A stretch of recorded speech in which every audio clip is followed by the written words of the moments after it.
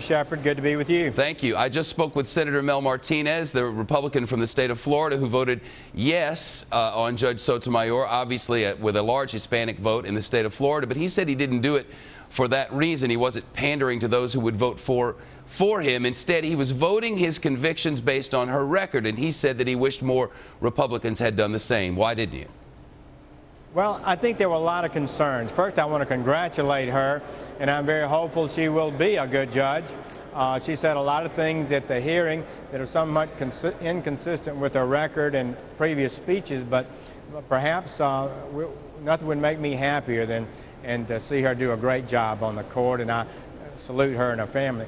I think there were several big problems. First, she evidenced in her speeches over a decade a philosophy that's consistent with the activist judicial philosophy.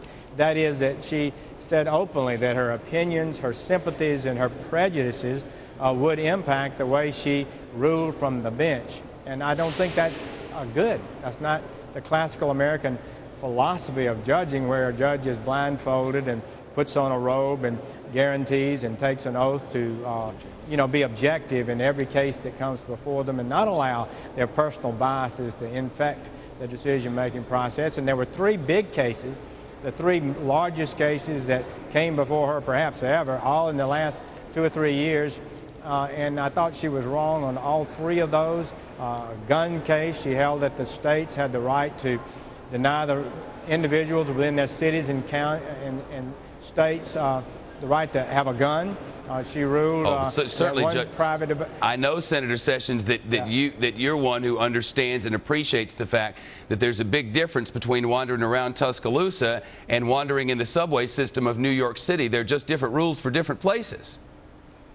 Well, they are able to have different rules, but the Constitution applies in every state, Shepard. And the Constitution says the right of the people to keep and bear arms shall not be infringed. And so that's was a troubling decision, I got to tell you. And if it's not reversed, any city in America and any state in America could deny the right to keep guns.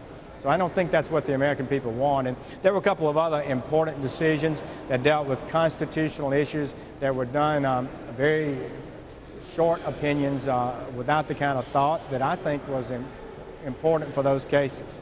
I've spoken, Senator, with a couple of pretty high-placed people on the conservative side of things who seem to be of the belief, and they can't know any more than I can know or you can know, but seem to be of the belief that this Supreme Court justice may surprise this president with some of the ways that she approaches the law.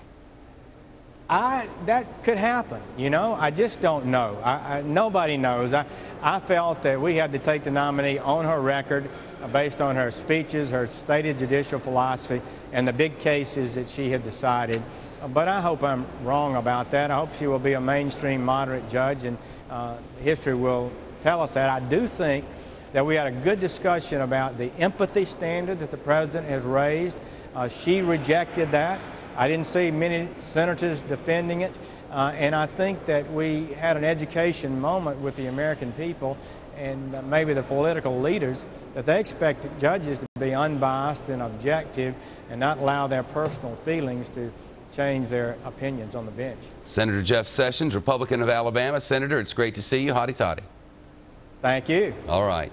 Coming up, the President of the United States to speak moments from now, again in the bottom right-hand corner of your screen. We're about 7 minutes behind schedule at the White House at this moment, but I'm sure they're